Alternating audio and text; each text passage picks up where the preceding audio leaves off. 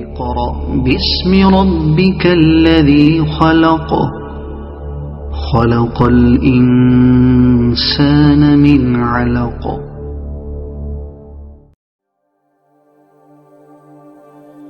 الحمد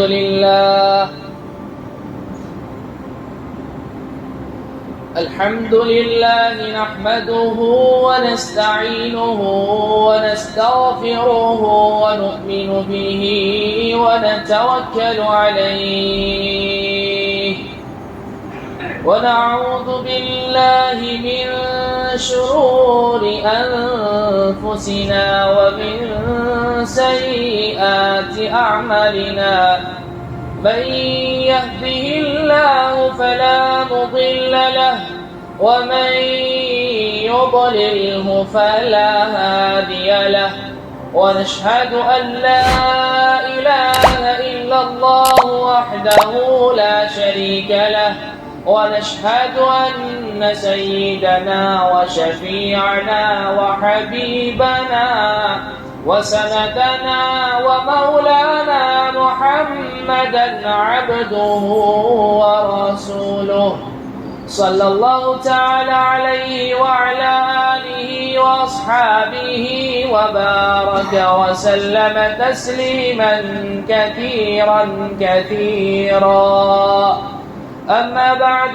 فأعوذ بالله من الشيطان الرجيم بسم الله الرحمن الرحيم وتوبوا إلى الله جميعا أيها المؤمنون لعلكم تفلحون وقال الله تبارك وتعالى يا أيها الذين آمنوا توبوا إلى الله توبة نصوحا عسى ربكم أن يكفر عنكم سيئاتكم ويغفر لكم ذنوبكم آمنت بالله صدق الله مولانا العلي العظيم وصدق رسوله النبي الأمي الكريم ونحن على ذلك لمن الشاهدين والشاكرين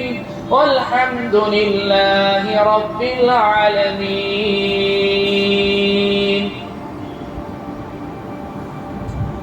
درود شریف پڑھ لیں. اللهم صل على محمد وعلى آل محمد كما صليت على إبراهيم وعلى آل إبراهيم إنك حميد مجيد. اللهم بارك على محمد وعلى آل محمد كما باركت على إبراهيم وعلى آل إبراهيم إنك حميد مجيد. میرے عزیزو پیارو بزرگو، اللہ کے رسول پر ایمان رکھنے والے میرے دین عظیم بھائیوں، ایک صحابی ہے جن کا نام ہے اغر مزنی رضی اللہ عنہ. وہ ارشاد فرماتے ہیں کہ میں نے سرور کونین محمد مصطفیٰ احمد مجتبی عربی مدنی صلی اللہ علیہ وسلم کو یہ ارشاد فرماتے ہوئے سنا کہ آپ نے ارشاد فرمایا کہ کبھی کبھار میرے دل پر بھی بادل چھا جاتا ہے، سو میں اللہ رب العزت سے دن میں 100 مرتبہ استغفار کرتا ہوں. یہ کون ارشاد فرما رہے ہیں؟ جنہیں اللہ رب العزت نے گناہوں سے معصوم اور پاک صاف پیدا فرمایا ہے. اور ہم اہل سنت والجماعت کا یہ عقیدہ ہے کہ انبیاء علیہم السلام گناہوں سے معصوم اور پاک ہوتے ہیں. اس کے باوجود آپ علیہ السلام یہ ارشاد فرما رہے ہیں کہ کبھی کبھار میرے ساتھ بھی یہ ہوتا ہے کہ مجھ پر بادل سا چھا جاتا ہے، اور میں اللہ رب العزت سے دن میں 100 مرتبہ استغفار کرتا ہوں، جبکہ اللہ رب العزت کی جانب سے آپ کو یہ خصوصیت اور یہ بشارت بھی دی گئی کہ خدا نہ خواستہ بتقاضۂ بشر اگر آپ سے کوئی خطا ہو جائے، کوئی بھول چوک ہو جائے، اگلی پچھلی ساری خطائیں آپ کی معاف ہے۔ لِيَغْفِرَ لَكَ اللَّهُ مَا تَقَدَّمَ مِن ذَنبِكَ وَمَا تَأَخَّرَ، اللہ نے آپ کی پچھلی اگلی ساری خطائیں معاف فرما دی ہیں۔ اس کے باوجود آپ ارشاد فرما رہے ہیں کبھی کبھار میرے دل پر بھی بادل سا چھا جاتا ہے اور میں اس کو دور کرنے کے لیے دن میں 100 مرتبہ اللہ رب العزت سے استغفار کرتا ہوں۔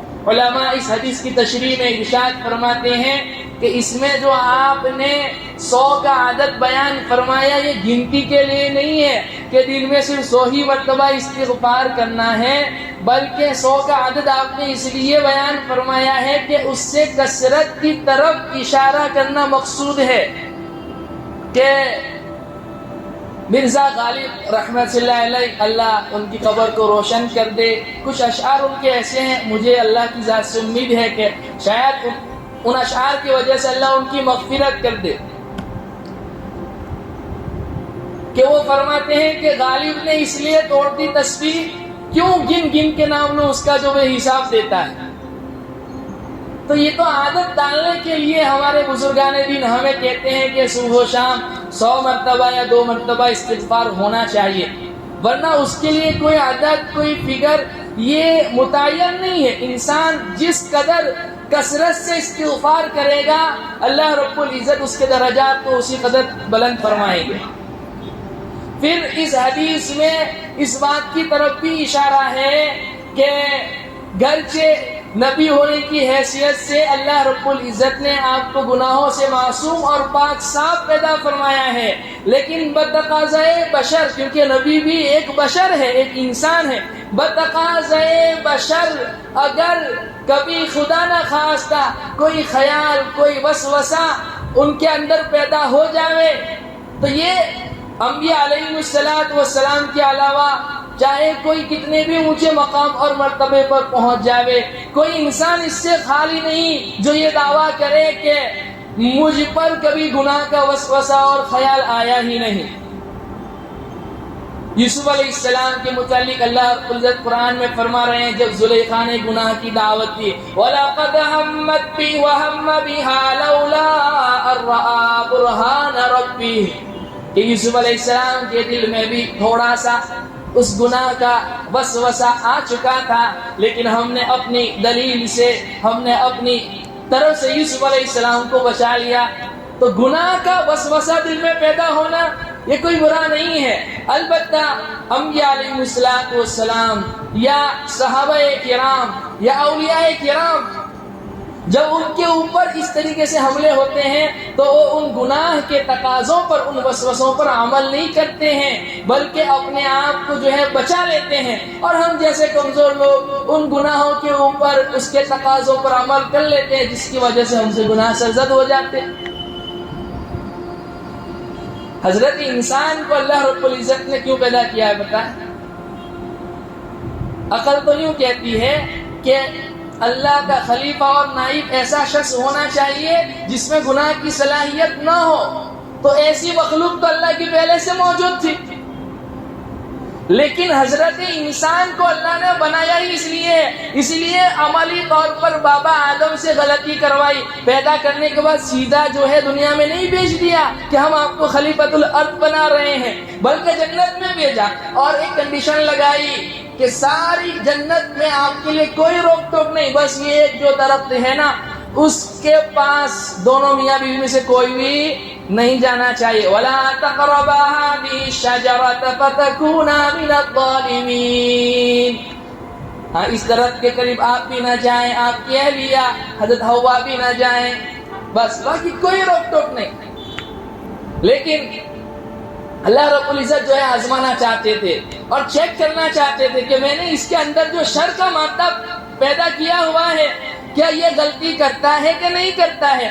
بہرحال آدم علیہ السلام سے غلطی سرزد ہوئی اور آپ اس درخت کے قریب چلے گئے، اور پھر اس کے بعد آپ اس قدر تائب ہوئے اور نادم ہوئے، جو اللہ کو مطلوب ہے کہ انسان غلطی کرے اور اس کے بعد اس کے اوپر تائب ہو، اس کے اوپر نادم ہو، اپنے آنسوؤں کو اللہ کے سامنے بہائے اور اللہ سے کہے کہ اللہ مجھ سے غلطی ہو گئی۔ بعض علماء نے فرمایا ہے 400 سال تک روئے ہیں۔ کیا آپ کے آنسوؤں کو اگر زمین کے اوپر پھیلا دیا جائے تو باہر آ جائے؟ فَتَلَقَّى آدَمُ مِن رَبِّهِ كَلِمَاتٍ فَتَابَ عَلَيْهِ۔ اللہ فرماتے ہیں پھر ہم نے حضرت آدم کو کچھ کلمات سکھلائے جس کی وجہ سے ہم نے ان کی توبہ کو قبول فرمائی۔ وہ دعا قرآن میں موجود ہے، ربنا ظلمنا انفسنا وان لم تغفر لنا وترحمنا لنكونن من الخاسرین۔ اے ہمارے رب، ہم نے اپنی جانوں پر ظلم کر لیا، اگر آپ ہمیں معاف نہیں فرمائیں گے تو اور کون معاف فرمائے گا، اور اگر آپ معاف نہیں فرمائیں گے تو پھر ہم تو خسارہ اٹھانے والوں میں شامل ہو جائیں گے۔ ربنا ظلمنا انفسنا وان لم تغفر لنا وترحمنا لنكونن من الخاسرین۔ تو جب آدم علیہ السلام سے یہ چیز سرزد ہوئی اور پھر انہوں نے توبہ کی تو پھر اللہ رب العزت نے کہا آدم اب ہم تمہیں زمین میں اپنا خلیفہ اور نائب بنا کر بھیجتے ہیں۔ نہیں تو فرشتوں نے کہا کہ اللہ ایسی مخلوق کیوں پیدا کر رہے ہیں جن کے اندر شر کا مادہ ہے، فساد پھیلانے کا مادہ ہے، یہ زمین میں جا کر تیرے احکامات کی دھجیاں اڑائیں گے، خون فساد خون ریزی کریں گے، آپس میں ایک دوسرے کی گردنیں ماریں گے۔ لیکن اللہ نے کیا فرمایا، انی اعلم ما لا تعلمون، میرے فرشتوں تمہیں پتہ نہیں ہے میں نے حضرت انسان کو کیوں پیدا کیا ہے، میں وہ جانتا ہوں جو تم نہیں جانتے۔ ہاں، میں وہ جانتا ہوں جو تم نہیں جانتے۔ اس لیے فرمایا جب انسان کے اندر اچھائیوں کو پیدا کرنے والے بھی اللہ رب العزت اور برائیوں کو پیدا کرنے والے بھی اللہ رب العزت، نیکیاں بھی اللہ ہی نے پیدا کی، گناہ بھی اللہ ہی نے پیدا کیے، اور انسان کو آزمایا کہ یہی تو اللہ کو مطلوب ہے کہ گناہ سے بچ کر کہ اللہ رب العزت بندے کے مقام اور مرتبے کو بلند کرنا چاہتے ہیں اور فرشتوں سے بھی آگے لے کر جانا چاہتے ہیں۔ اس لیے علماء فرماتے ہیں جنت یہ فرشتوں کی جگہ نہیں ہے، جنت کی راحت نعمت یہ فرشتوں کے لیے نہیں ہے، یہ انسان کے لیے ہے۔ یہ اللہ نے اپنے اس مخلوق کے لیے جنت بنائی ہے جس کے اندر اللہ نے برائی اور شر کا مادہ پیدا کیا ہے، اس لیے کہ فرشتوں کے اندر ان نعمتوں کو ادراک کرنے کی صلاحیت ہی اللہ نے پیدا نہیں فرمائی کہ وہ اندازہ کر سکیں، وہ اس کی قیمت کو لگا سکیں۔ اس لیے جنت انسانوں کے لیے ہے، فرشتوں کے لیے نہیں ہے۔ اور اللہ رب العزت نے حضرت انسان کے دل میں 2 مادے پیدا فرمائے۔ سورہ والشمس میں اللہ رب العزت نے جہاں حضرت انسان کی تخلیق کو بیان فرمایا وہاں فرمایا وَأَلْهَمَهَا فُجُورَهَا وَتَقْوَاهَا، ہاں برائی کا مادہ بھی پیدا کیا اور خیر کا مادہ بھی پیدا کیا، اور پھر آگے ضابطہ بیان کر دیا قَدْ أَفْلَحَ مَنْ زَكَّاهَا وَقَدْ خَابَ مَنْ دَسَّاهَا، جو اس برائی کے مادے کو مات دے کر شکست دے کر گناہوں کے تقاضے اور داغیے پر عمل نہ کرتے ہوئے مجھ سے ڈرتے ہوئے گناہوں سے بچ جائے، اللہ فرماتے ہیں میں اس کو کامیاب کر دوں گا، اور جو گناہ کے تقاضوں پر عمل کر لے اور گناہ اس سے سرزد ہو جائے تو وہ خسارے والے انسان ہے۔ میں نے پچھلے ہفتے بھی یہ بات کہی تھی کہ حضرت مفتی تقی عثمانی صاحب دامت برکاتہ انہوں نے لکھی ہے یہ بات، اصلاحی خطبات میں بھی حضرت کے بیان میں بھی یہ بات موجود ہے۔ فرماتے ہیں کہ ہمارے حضرت والا ڈاکٹر عبدالحی صاحب عارفی قدس روح رحمت اللہ علیہ فرمایا کرتے تھے کہ اللہ رب العزت نے جو گناہ کا سبب ہے، جو انسانوں کو آگے چل کے اس کے لیے گناہ اور بہکاوے کا سبب بننے والا ہے، اس کو اللہ نے پہلے پیدا فرمایا۔ شیطان اور ابلیس کی تخلیق پہلے ہوئی ہے، انسان کو اللہ نے بعد میں بنایا ہے۔ اور حضرت آدم کو یہاں تریاک لے کر بھیجا ہے. یہ اللہ رب العزت کی ذات سے بعید ہے کہ زہر بنائے اور تریاک نہ ہو. دنیا میں جتنے بھی زہر ہے ان زہر کا تریاک موجود ہے. یہ اللہ کی ذات سے بعید ہے کہ اللہ زہر بنائے اور اس کا تریاک نہ ہو. اس زہر سے شفا حاصل کرنے کی دوا اللہ نہ بنائے، ایسا ہو نہیں سکتا. مفتی تقی صاحب عثمانی لکھتے ہیں ہم ایک مرتبہ جنوبی افریقہ کا ایک مشہور شہر کپ ٹاؤن میں چل رہے تھے. ریل گاڑی کا سفر تھا تو کسی جگہ ہماری گاڑی ٹھہری. ایک جنگل تھا، اس میں بہت خوبصورت بیل بوٹے تھے، پودے تھے، درخت تھے. ایک درخت ایسا تھا جو اتنا خوشنما معلوم ہوا. حضرت فرماتے ہیں کہ میرا مزاج نہیں ہے درختوں کو ہاتھ لگانا اور پھول پھلواری کا مجھے شوق نہیں ہے، لیکن وہ درخت اتنا خوشنما تھا کہ دل بے ساختہ پکار اٹھا کے لاؤ اس کو ہاتھ لگاؤ. جیسے ہی میں نے ہاتھ بڑھایا آگے اس پودے کو پکڑنے کے لیے تو ہمارے ساتھ وہاں کا مقیم جو رہبر تھا اس نے کہا حضرت خبردار اس پودے کو ہاتھ نہ لگانا. حضرت نے کہا کیوں؟ اتنا خوبصورت پودا ہے، دل چاہ رہا ہے اس کو ہاتھ لگاؤ. کہا یہ اتنا زہریلا ہے جو شخص اس کو ہاتھ لگاتا ہے اس کے اندر فوراً زہر سرایت کر جاتا ہے اور بچھو کے کاٹنے کی سی تکلیف پیدا ہو جاتی ہے. تو حضرت نے فرمایا کہ یہاں تو بہت سارے لوگ آتے ہوں گے سیر و تفریح کے لیے، آپ نے تو مجھے بتلا دیا اور کسی کو کوئی بتلانے والا نہ ملے اور اس کو اس سے تکلیف پہنچ جائے، جان چلی جانے کا خطرہ ہے، اندیشہ ہے. تو کہا اس کا علاج بھی بہت آسان ہے کہ اسی پودے کی جڑ میں اللہ نے ایک اور پودا بنایا ہوا ہے جو اس زہر کا تریاک اور علاج ہے کہ وہ پودا پکڑنے کے بعد اگر تکلیف شروع ہو وہ پودا لگا دے تو اللہ رب العزت جو ہے اس تکلیف سے نجات دے دیتے ہیں. تو یہ اللہ کی ذات سے بعید ہے کہ اللہ زہر بنائے اور تریاک نہ ہو، ایسا ہو نہیں سکتا. تو حضرت فرماتے ہیں دل بے ساختہ پکار اٹھا فتبارک اللہ احسن الخالقین. یہ جو لوگ کہتے ہیں کہ یہ دنیا ایسے ہی ہے، خود بخود بن گئی ہے، یہ پودا ایسے ہی بن گیا، اس کا بنانے والا ہے اللہ وحدہ لا شریک لہ کی ذات ہے جس نے زہر بھی بنایا تریاک بھی بنایا. تو حضرت فرماتے ہیں کہ اللہ نے اس سے بہترین مثال گناہوں کے تریاک کی عطا فرمائی ہے کہ جب کوئی انسان گناہ کرتا ہے، شیطان اور نفس یہ دونوں انسان کے لیے زہریلے ہیں. اس کا علاج، اس کا تریاک اللہ رب العزت نے توبہ اور استغفار کی شکل میں ہمیں عطا فرمایا. اس لیے میرے عزیزو ہمیں چاہیے کہ ہم ہر وقت اللہ رب العزت کے سامنے حاضر رہیں اور نا امید نہ ہو جائیں.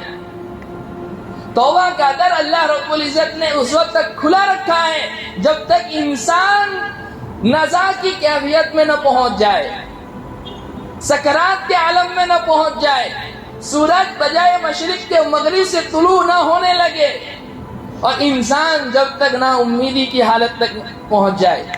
نا امیدی کی حالت تک جب تک نہیں پہنچتا ہے، نا امیدی یہ کفر بتلایا ہے.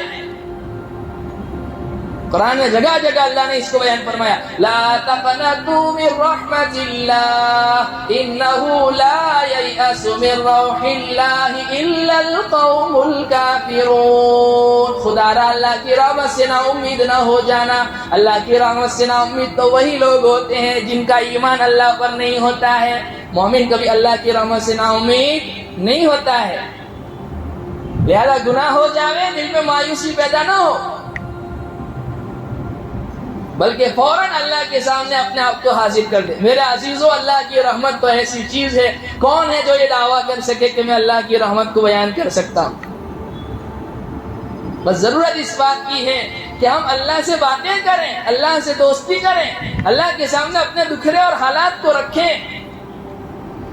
حضرت مفتی تقی صاحب اپنے شیخ کے حوالے سے بیان کرتے ہیں کہ اللہ کو منانا بہت آسان ہے. جب گناہ ہو جاوے نا امید نہ ہوئے، اللہ کے ساتھ باتیں کریں، اللہ کے سامنے اپنی ساری رودات رکھیں.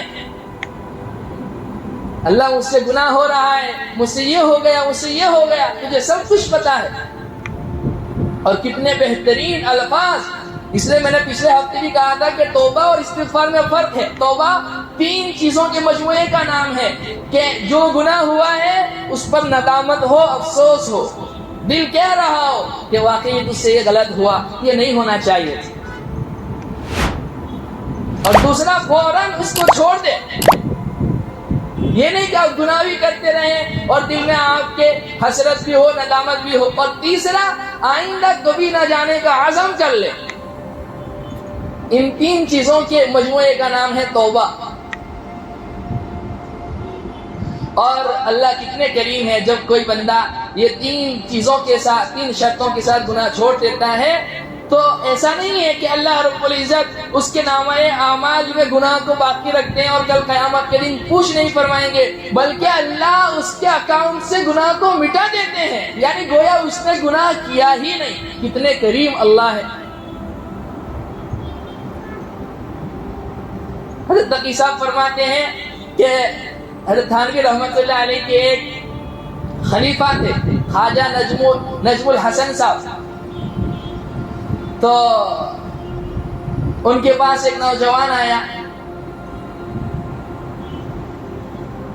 اور شکل و شباہ سے یوں لگ رہا تھا کہ گویا وہ دین سے کافی دور تھا. اس نے حضرت سے آ کے کہا کہ کچھ نصیحت کرو. تو حضرت نے ان کو بلایا اور کہا رات کو جب سونے کے لیے جاؤ نا تو 2 رکعت توبہ, 2 رکعت پڑھ کے اللہ سے توبہ کر لیا کرو. حضرت تقی صاحب لکھتے ہیں کہ وہ نوجوان کے چلے جانے کے بعد میں نے حضرت سے پوچھا, حضرت اس کا آپ نماز کا حکم دیتے, فلانی چیز کا حکم دیتے, یہ تو اللہ کے احکامات سے بہت دور معلوم ہو رہا تھا. تو کہا کہ توبہ ایک ایسی چیز ہے کہ اللہ کی ذات سے قوی امید ہے کہ کبھی نہ کبھی اللہ رب العزت گناہوں سے واپسی اس کی مقدر فرما دیں گے اور وہ اسلام کے احکامات پر عمل کرنے والا بن جائے گا. اور پھر فرماتے ہیں کہ میں نے حضرت سے یوں کہا کہ توبہ تو 3 چیزوں کے مجموعے کا نام ہے نا, کہ دل میں ندامت بھی ہو, کہا کہ ندامت بھی ہو رہی ہو اور گناہ بھی چھوڑ دے. لیکن کچھ گناہ ایسے ہوتے ہیں جس کے لیے انسان اس کو یہ نہیں ہوتا ہے, یقین نہیں ہوتا ہے کہ میں یہ گناہ آئندہ نہیں ہی کروں گا, تو پھر تو توبہ ممکن ہی نہیں ہے. تو انہوں نے کہا کہ تم نے اس کا مطلب ہی نہیں سمجھا.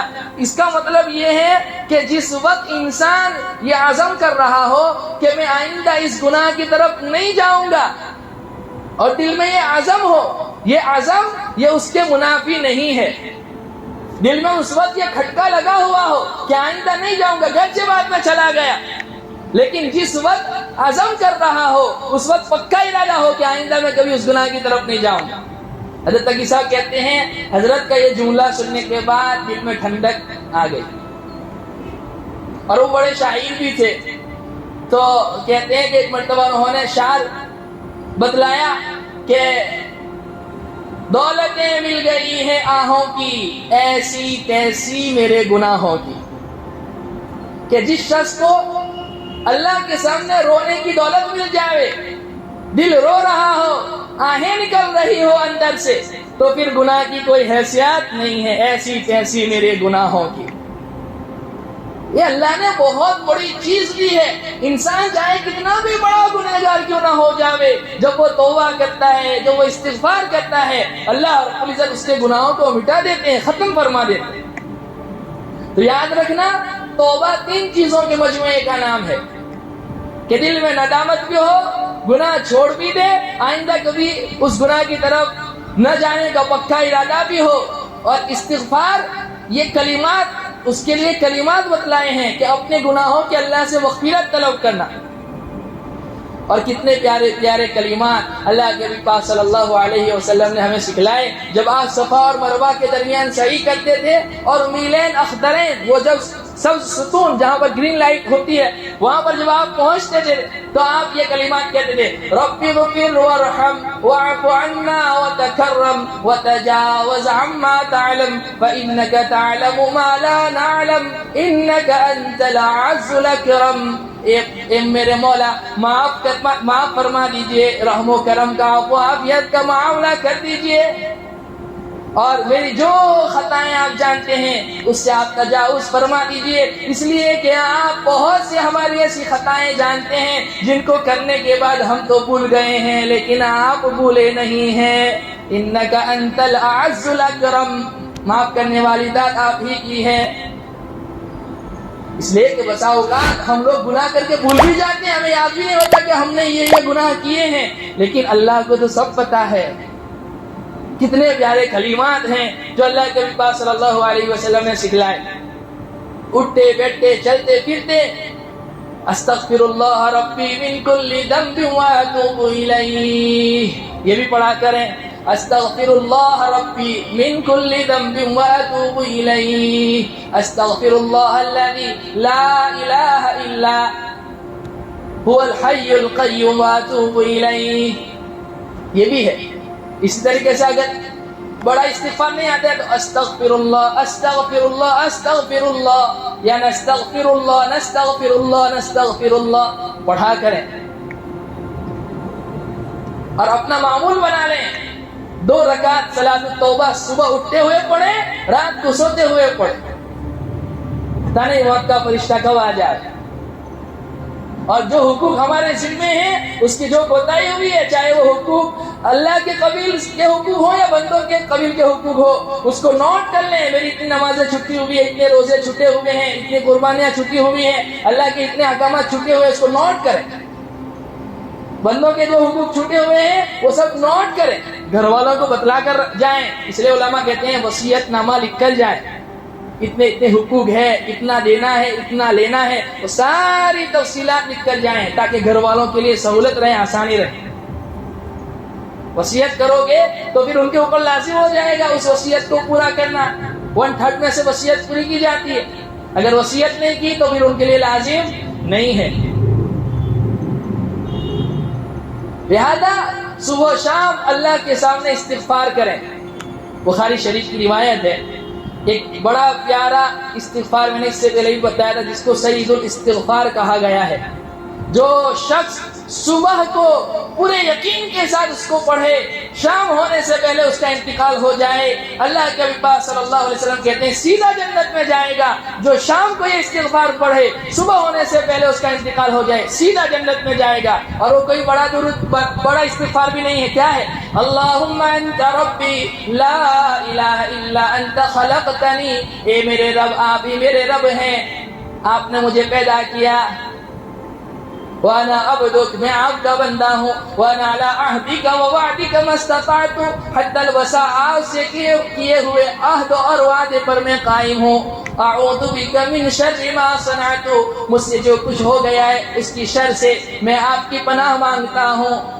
ابوء لک بنعمتک علی، آپ نے جو نعمتیں مجھے دی ہیں اس کو لے کر میں آپ کے سامنے حاضر ہوتا ہوں، آپ سے رجوع کرتا ہوں۔ وابوء لک بذنبی، اور میں اپنے گناہوں سے بھی آپ کی طرف رجوع کرتا ہوں۔ فاغفر لی ذنوبی، اے میرے رب میرے گناہوں کو معاف فرمائیے۔ فانہ لا یغفر الذنوب الا انت، اس لیے کہ گناہوں کو معاف کرنے والی ذات صرف اور صرف آپ ہی کی ہے، آپ کے علاوہ کون ہے جو میرے گناہوں کو معاف کر سکتا ہے؟ بخاری شریف کی روایت۔ سب ارادہ کرو، انٹرنیٹ پر موجود ہے، سید الاستغفار جو ہے ٹائپ کر کے سرچ کرو، آپ کو مل جائے گا، اس کو یاد کر لو۔ اور بعض علماء کہتے ہیں کہ ہر فرض نماز کے بعد ایک مرتبہ انسان کو استغفار پڑھ لینا چاہیے، بڑا پیارا استغفار ہے۔ میرے عزیزو، یہ ہمارا سال ختم ہو رہا ہے، ہونا تو یہ چاہیے کہ ہمارا ہر دن اس کا وہ جو ختم ہو رہا ہو، پورا ہو رہا ہو، وہ توبہ استغفار پر پورا ہو رہا ہو۔ ہمارا یہ سال اسلامی ختم ہو رہا ہے، یہ سال مبارکبادیاں دینے کے لیے نہیں ہے، یہ رسومات اور خرافات کو جنم دینے کے لیے نہیں ہے، بلکہ یہ جانے والا سال ہمیں یہ درس دے رہا ہے کہ میں تیری زندگی سے نکل رہا ہوں، اب آئندہ کبھی واپس آنے والا نہیں ہوں۔ جو کچھ خطائیں تجھ سے ہو گئی ہیں اللہ کے سامنے اپنے آپ کو پیش کر دے اور اپنے گناہوں کی معافی تلافی کر لے۔ اس لیے میرے عزیزو، 1443 یہ رخصت ہو رہا ہے، آج 29 ذوالحجہ ہے، آج چاند دیکھنا ہے، چاند نظر آ جائے آئندہ کل اسلامی نیا سال شروع ہو جائے گا 1444 پہلی محرم، نہ ہوئے تو پھر بعد میں جو ہے سنڈے کے دن پہلی تاریخ رہے گی، آئندہ جمعہ انشاءاللہ زندگی باقی رہی تو پھر یہ محرم اور عاشورے کی حقیقت اور اس مہینے کی کیا عظمت فضیلت ہے، عاشورہ کے دن کے کتنے روزے رکھنے ہیں، عاشورہ کا دن کب ہے، اور اس میں کرنے والے نہ کرنے والے کاموں کے متعلق انشاءاللہ تعالیٰ تفصیلی گفتگو ہوگی۔ بہرحال اللہ رب العزت ہمارا یہ سال جو ہے عافیت کے ساتھ مکمل کر دے اور گناہوں سے توبہ اور ندامت عطا فرماوے، اپنے آپ کو جو ہے اللہ کے سامنے پیش کر کے اپنے گناہوں سے معافی تلافی کرے، اور آنے والے سال کو اللہ رب العزت ہمارے لیے جو ہے بڑے خیر اور برکت کا باعث بنا دے۔ ایک واقعہ بتلا کے بات کو ختم کر دوں۔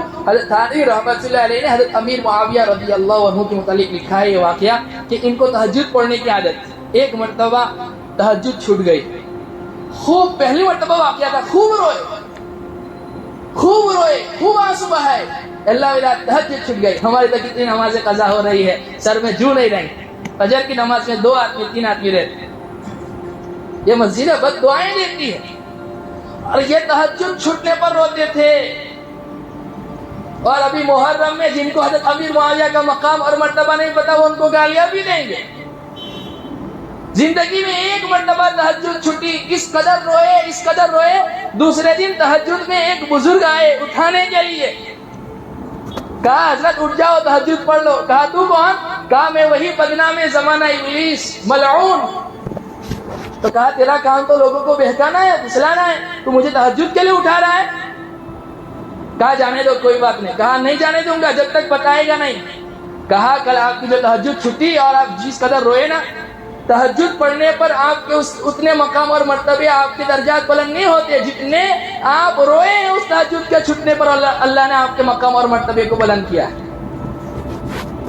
اس لیے میرے عزیزوں، توبہ اور استغفار کرنے سے اللہ رب گناہوں سے معافی تلافی بھی عطا فرماتے ہیں۔ اس لیے توبہ کی علماء نے کہا 3 قسمیں ہیں، ایک تو ہے گناہ اور معصیت پر توبہ، دوسرا طاعت اور عبادت میں جو کمی کوتاہی رہ گئی ہے اس کے اوپر توبہ، اور ایک ہے استغفار پر استغفار۔ حضرت حسن بصری رحمۃ اللہ علیہ فرمایا کرتے تھے استغفارنا یحتاج الی استغفار، ہمارا استغفار تو اس قدر غفلت والا اور بے توجہی والا ہوتا ہے، ہماری توبہ ہماری دعائیں اس قدر غفلت اور بے توجہی والی ہوتی ہیں کہ اس کے اوپر خود ایک استغفار کی اور توبہ کی ضرورت ہوتی ہے۔ ہاتھ اٹھا رہے ہیں، کوئی سر کھجلا رہا ہے، کوئی چپل دیکھ رہا ہے، کوئی گھڑی دیکھ رہا ہے، کوئی یہ دیکھ رہا ہے مفتی صاحب کتنی لمبی دعا کر رہے ہیں، یہ بے توجہی ہے۔ اللہ سے دوستی کریں، اللہ سے یاری کریں، راتوں کو اٹھ کر اللہ سے اپنے دکھڑے سنائیں، انشاءاللہ تعالی اللہ تمام مسائل کو حل کریں گے۔ اس لیے یہ سال تو رخصت ہو گیا، آئندہ سال کے لیے عزم کریں، ارادہ کریں کہ انشاءاللہ گناہوں سے رک جائیں گے، اللہ کے احکامات کو اللہ کے نبی کے طریقے کے مطابق ادا کریں گے انشاءاللہ۔ اللہ رب العزت ہم تمام کو کہنے سننے سے زیادہ عمل کی توفیق عطا فرماوے۔ وآخر دعوانا الحمدللہ رب العالمین۔